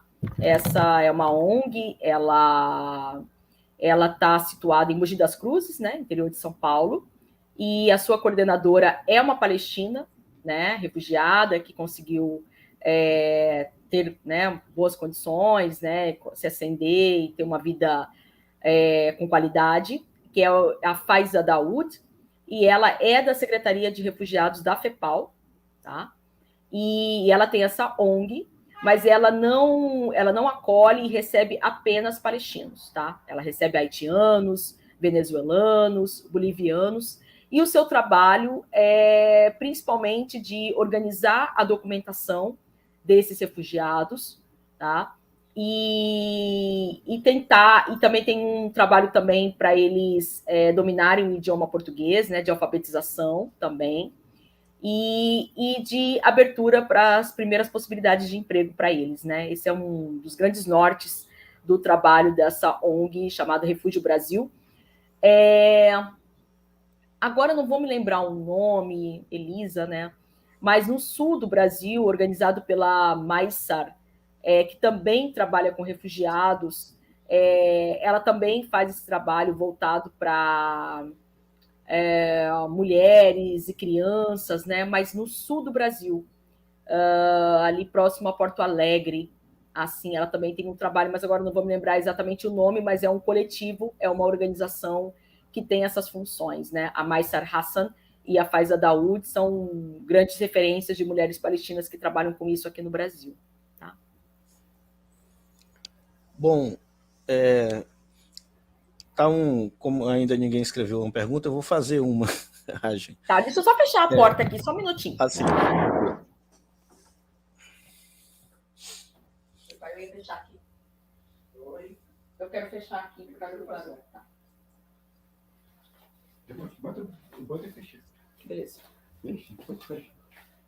Pode falar. Uma coisa que me chama, que eu sempre tenho interesse em saber, você tem a Autoridade Nacional Palestina, mas é uma região cercada e totalmente controlada, né, por Israel, inclusive não tem porto, não tem, seja, tudo é controlado. E como é que a autoridade, o que podemos chamar, entre aspas, de Estado, né, palestino, consegue se sustentar? Eu sei que o índice de desemprego é altíssimo, alguns comparam até que a faixa de Gaza é o maior campo de concentração a céu aberto, né, do mundo, mas, ou seja, como é que é esse cotidiano? Um jovem ou uma jovem palestina em relação ao acesso à educação, a emprego, e como é que a autoridade palestina, né, minimamente consegue finanças, né, para que as coisas andem, né, minimamente? Olha, agora você me pegou um pouco, né? Eu não sei exatamente de onde vem, né, essas finanças, mas esses recursos, né? Eu não sei se é uma questão de ajuda humanitária, de países vizinhos, né, que contribuem para esse processo. Eu realmente não saberia te dizer, Ulisses, né? Agora, em termos de emprego, de educação, empregabilidade, né? Os palestinos, os homens, sobretudo, eles trabalham muito na parte de construção de casas, né? São peões, assim, né? Mas uma grande fonte, né, de trabalho na construção de casas, tá? Esse trabalho de pedreiro mesmo. E alguns têm comércio, né? Mesmo nesses pequenos vilarejos, né? Eu tenho um tio que tem lojas, tem mercearia, né? Tem esses pequenos comércios, coisa de árabe, né? Pequenas lojas, pequenos estabelecimentos, né? Depois tem os palestinos que trabalham o grande lugar, né, que acolhe, que dá emprego é a cidade grande, que era Ramallah, né? E aí tem comércio, né? Tem os serviços, né? Onde as pessoas procuram trabalhar, né? A minha cunhada, por exemplo, era uma professora de educação infantil. O meu irmão, ele trabalha com instalação de internet nas casas. Enfim, ele é químico, mas acabou indo, mas trabalha bastante, né? Os meus sobrinhos estão em escolas públicas, né? Inclusive a minha sobrinha, por exemplo, é curioso, né? Mas a minha sobrinha, ela está numa escola católica, né? E que, por exemplo, incentivam muito a arte, né? A minha sobrinha tem um talento para desenhar, né? Foi até premiada, né? Uma das obras dela foi premiada. E então eles incentivam, né, esses talentos artísticos, né? Eles percebem o que a criança tem de talento, tem de dom e gosta, né? E aí incentivam isso na criança, né?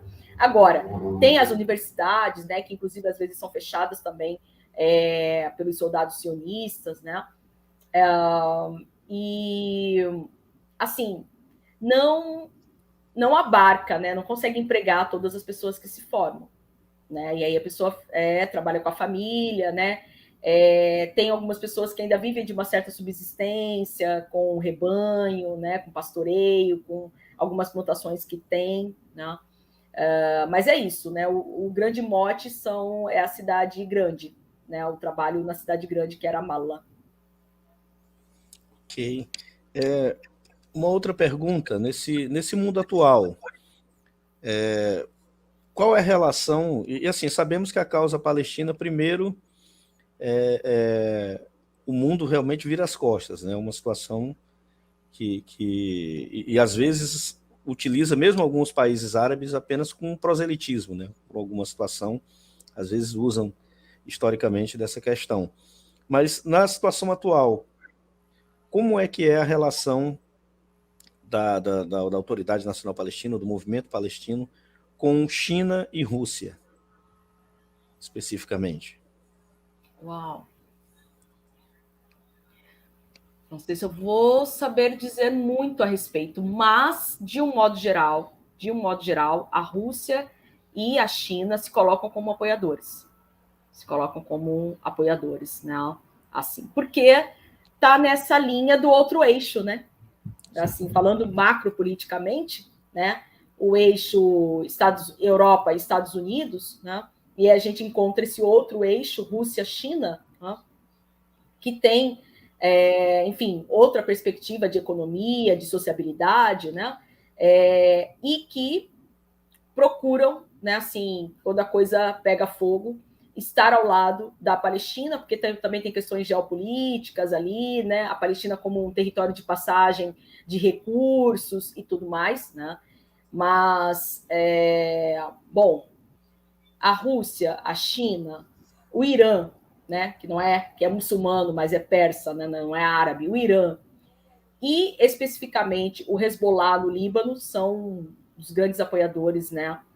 Os pequenos, né? Pequeno no sentido de quantidade, mas são grandes apoiadores. A Bolívia também é grande apoiadora, tá? Desde a presença do Evo Morales, né?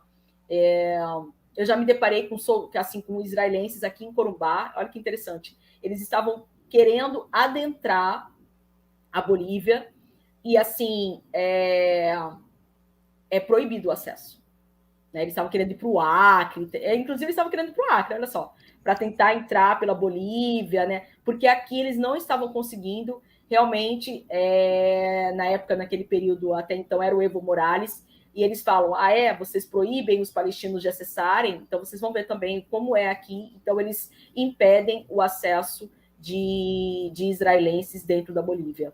Tá? Então, também a Bolívia, a Venezuela, enfim, são apoiadores, né, da Palestina. Mas em detalhes eu não saberia dizer, infelizmente. Ok. Curiosamente, eu ia perguntar sobre o Hezbollah, né? Mas você já respondeu. E em relação ao Hamas, porque tempos atrás, né, uma década e meia atrás, foi muito divulgado na imprensa ocidental o conflito, né, a disputa, inclusive militar, entre Hamas e a Autoridade Nacional Palestina, a própria vitória do Hamas na faixa de Gaza, né, quando ocorreu a vitória eleitoral. E como está hoje essa relação entre Hamas e a Autoridade Nacional Palestina? E Fatah, né? Fatah, desculpa. O Fatah, né?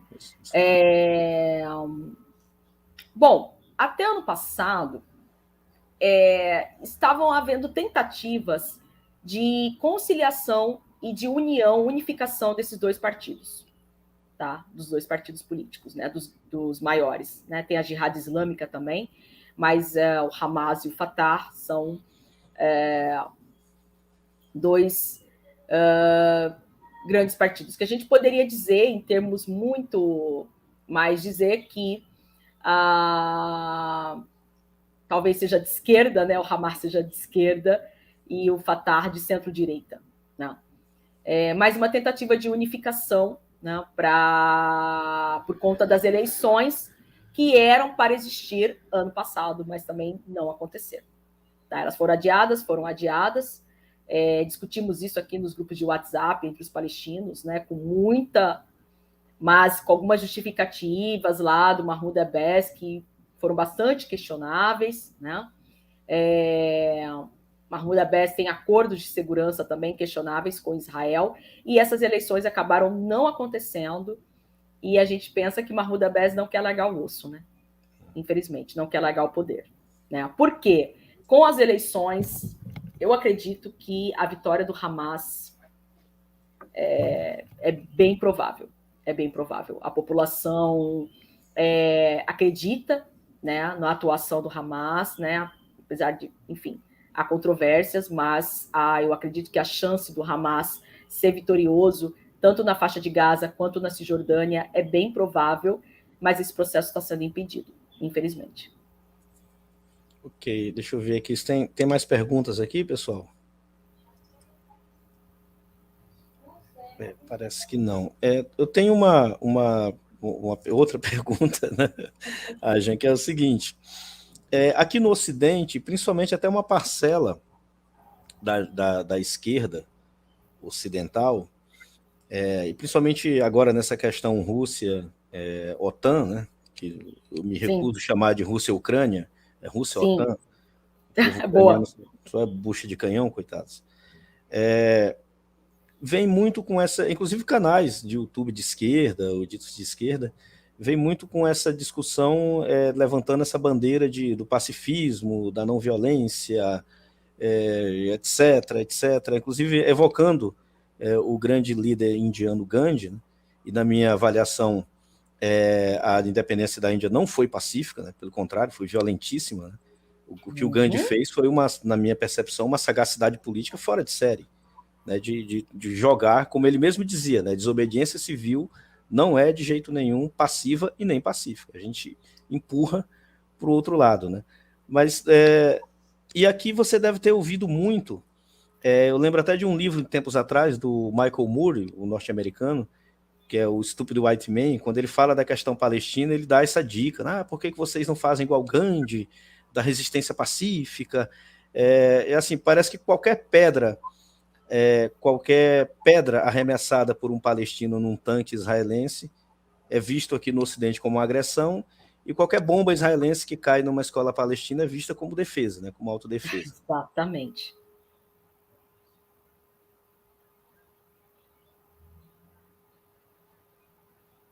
Parou aqui?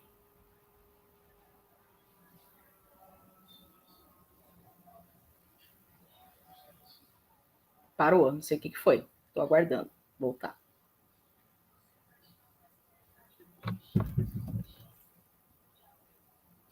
Esperar uns segundinhos. Acho que foi ali, né? Foi com Ulisses, né? A parada. Foi sim. A queda da internet. Então vamos aguardar. Acontece.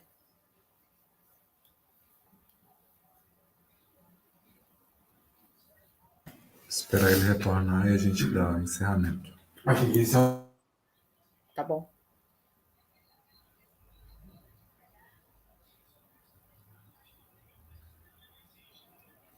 Eu acho que caiu, né? Acho que minha internet caiu.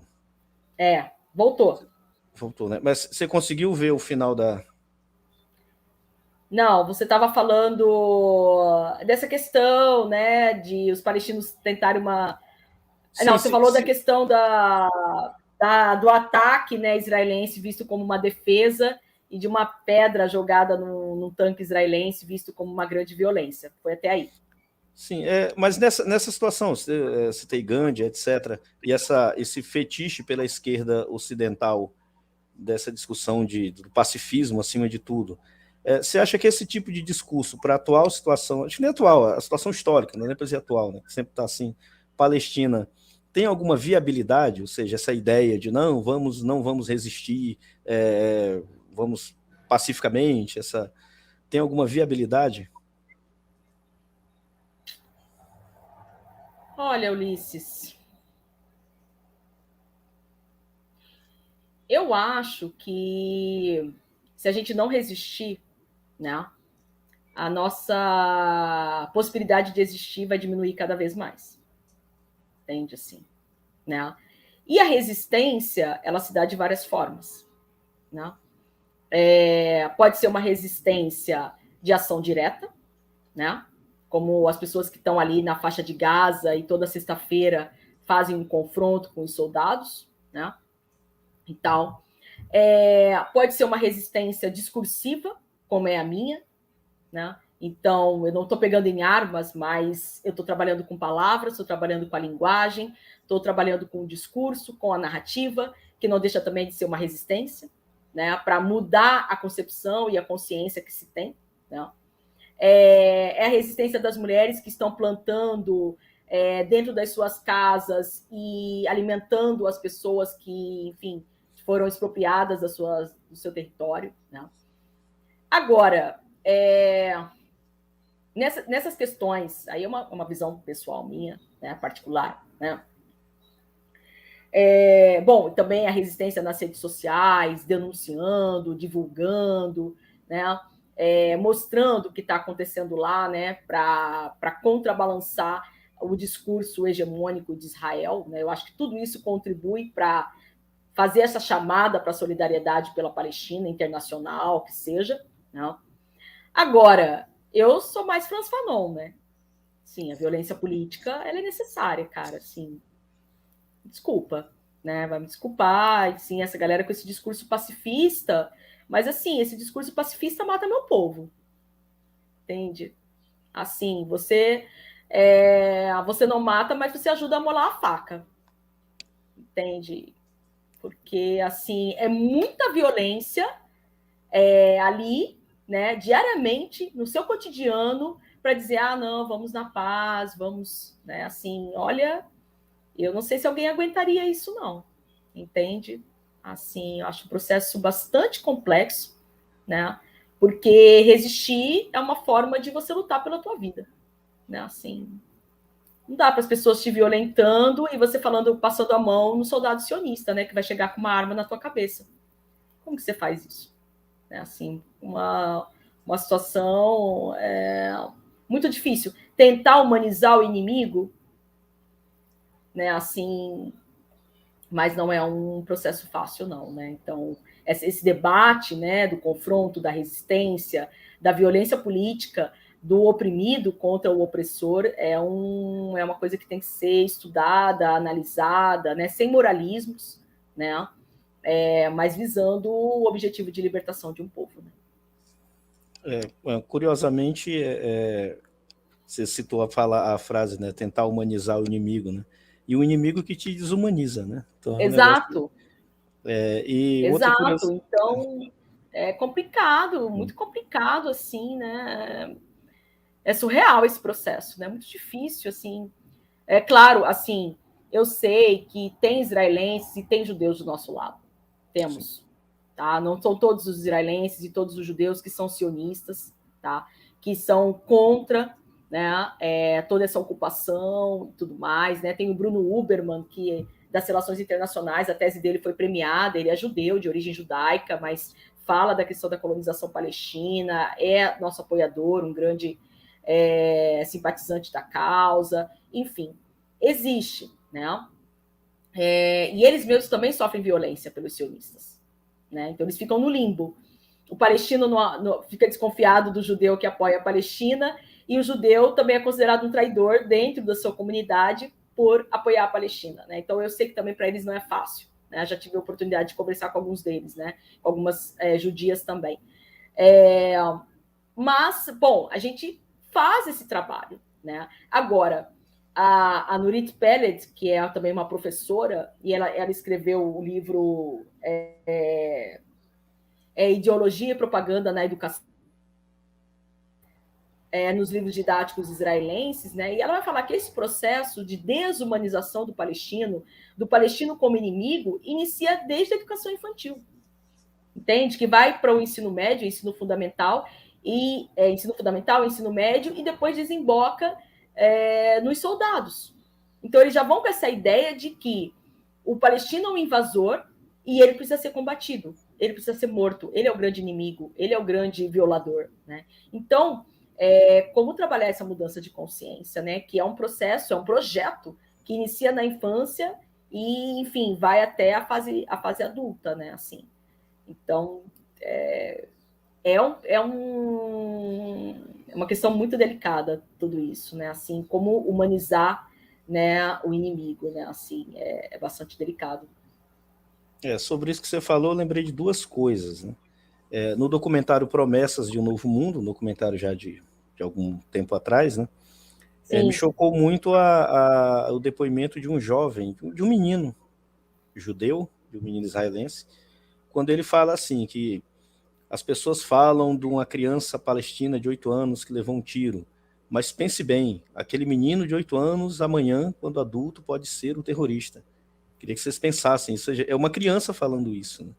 Uma criança israelense. Né? E também, acho que nos anos 90, anos 2000, aquelas camisetas que alguns sionistas né, mais da ultradireita, usavam, que era o o desenho de uma mulher muçulmana, né, usando uma burca, grávida, e aquele alvo, né, com a frase, um tiro, duas, né, uma coisa assim. Um tiro, duas mortes. Isso, um tiro, duas mortes, uma coisa brutal, Sim. terrível, né? Sim, tem várias camisetas assim, com esse teor.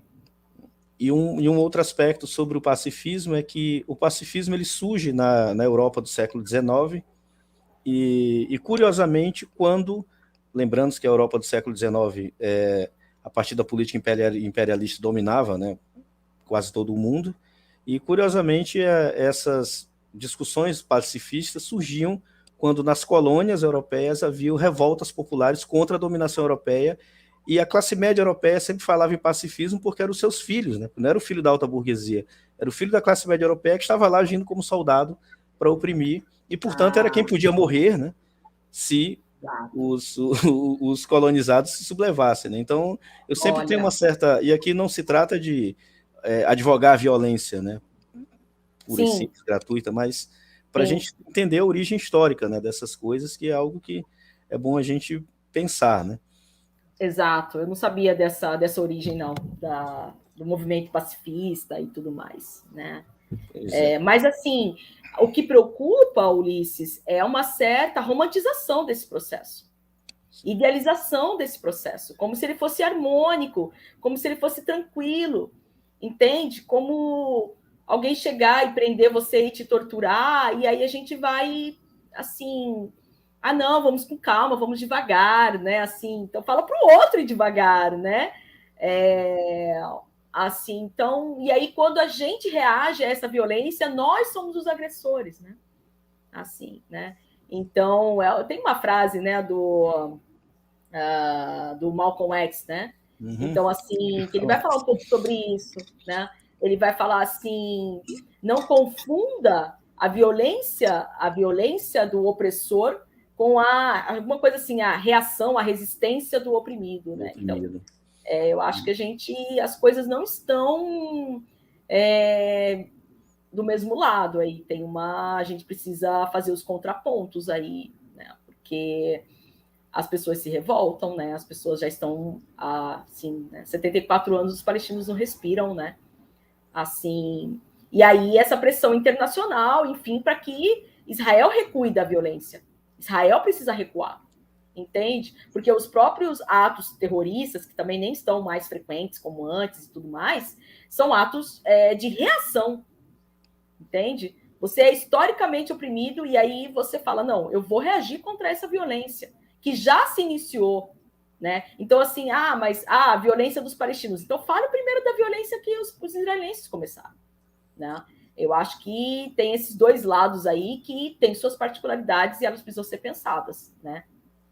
Sim, vocês citou uma frase do Malcolm X, o Malcolm X que eu gosto de alguns discursos dele, né, apesar dele ser muito, muito duro, e concordo com alguns pesquisadores que colocam que o Malcolm X morreu, assim como Luther King, morreu socialista ou muito próximo do que poderia se chamar de socialismo. E tem uma frase dele, você citou uma, mas tem uma outra que eu acho, que ele diz assim, perguntar para um negro se ele odeia o branco, nos Estados Unidos, né, lembrando dos anos 60, é a mesma coisa que o estuprador perguntar para a estuprada, por que você me odeia? Uau! Então, um pouco essa coisa, né, mesmo de que às vezes, né? Sim, eu acho, forte, né, muito, muito pesado, mas é algo que para a gente refletir mesmo, para entender. Exatamente. Essa situação a situação palestina é surreal, assim, não dá para nós aqui no Brasil, e quem não é palestino, quem está distante dessa realidade, de entender, né, o que é, como você bem falou, o simples fato de um lugar para o outro, você ficar 4 horas, 5 horas num posto de controle para poder ir e vir, né? Ou de ver situações, crianças presas, né? Sim, jovens, menores de idade. E, Ulisses, essa questão do estupro, né, também tem uma metáfora também que a gente usa, porque, assim, quando a gente vai trazer a questão palestina, uma fala, uma palestra, enfim, um debate, né, as pessoas falam assim, mas você precisa também trazer a voz de um israelense, né? precisa também trazer um sionista, precisa também trazer um judeu, né? Para contrapor, enfim, para também dialogar nessa fala. E aí a gente fala assim, mas quando uma mulher que é estuprada, ela também precisa ao lado estar com a fala do estuprador também? Né? Porque é isso, porque essa ideia do conflito, essa ideia de uma relação igual, proporcional, é que Israel não é visto como violador. Então ele também tem direito à fala, o agressor também tem direito à fala, né? E que deslegitima a fala da vítima, entende assim? Então esse contexto assim é porque quando, sei lá, a gente vai falar no Brasil da ditadura, de alguém que sofreu a tortura da ditadura, do processo ditatorial brasileiro, o militar tem que estar ao lado, né? O militar que o torturou, enfim, tem que estar ao lado, porque também a gente tem que ouvir a visão do outro lado, que é um pouco essa linha desse discurso pacifista. Não, vamos ouvir todas as pessoas, né? Vamos ouvir o agressor e o agredido, né? Todo mundo tem que ter voz. Então, assim, é problemático, né? É complexo toda essa discussão aí, né? Da voz para todos, inclusive para o agressor. Né? Sim, sim. Bom, Ajan, nós estamos chegando ao final.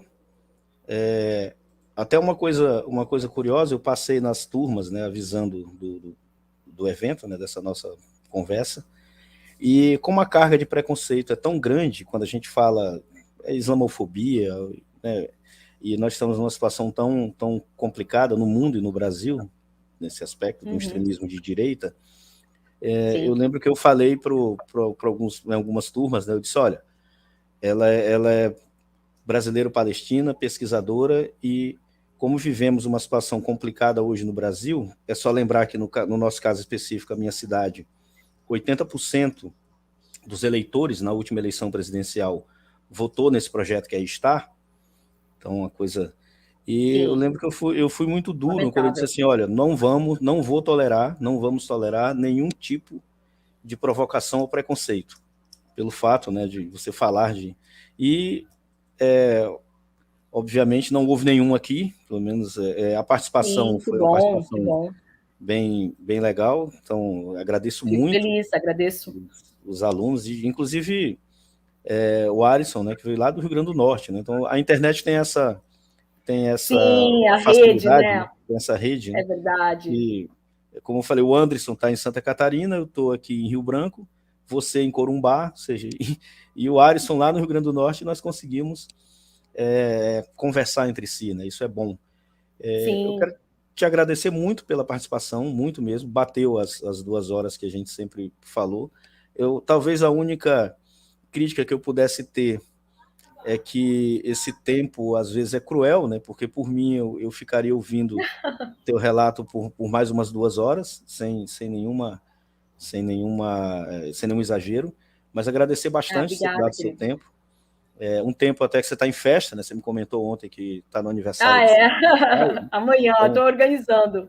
Então, ou seja, no meio de uma organização de aniversário e ter que parar para conversar com a gente, né? Mas muito obrigado. Não, mas é um prazer. Bom, é isso. Vamos continuar mantendo contato. Eu quero. E assim, o link você vai passar você vai passar aqui no chat ou vai passar para mim para depois eu passar? Eu passo depois, tá? Okay. Eu vou te passar os materiais e aí você disponibiliza para os seus alunos, pode ser? Beleza. E avisar o pessoal aqui que tem um livro que a Ajan é uma das organizadoras, junto com o... Peraí, eu estou procurando o nome aqui. Com o Fábio Bacila Saad. O Fábio Bacila, que é um livro que eu dei uma folhadinha, o Hélio me forneceu hoje, que se chama Oriente Médio e Palestina, pesquisados a partir do Brasil, reflexões acadêmicas, marginais e críticas. Eu dei uma olhada, eu li a introdução, né, e dei uma olhada no título dos artigos, é um negócio fantástico, viu, pessoal? Trata sobre questão de mulheres, trata sobre questão colonial, sim, são uma série de artigos. Identidade, tem vários temas. Sabe, inclusive que nos tira um pouco desse lugar comum, preconceituoso, sobre a visão do mundo, do dito mundo árabe, do mundo palestino. Então é bom, eu vou disponibilizar com a sua autorização, obviamente. Claro, ele na verdade, ele está disponível pela editora Navegando gratuitamente também para baixar, mas posso te passar, você já tem ele aí em PDF, né? Sim.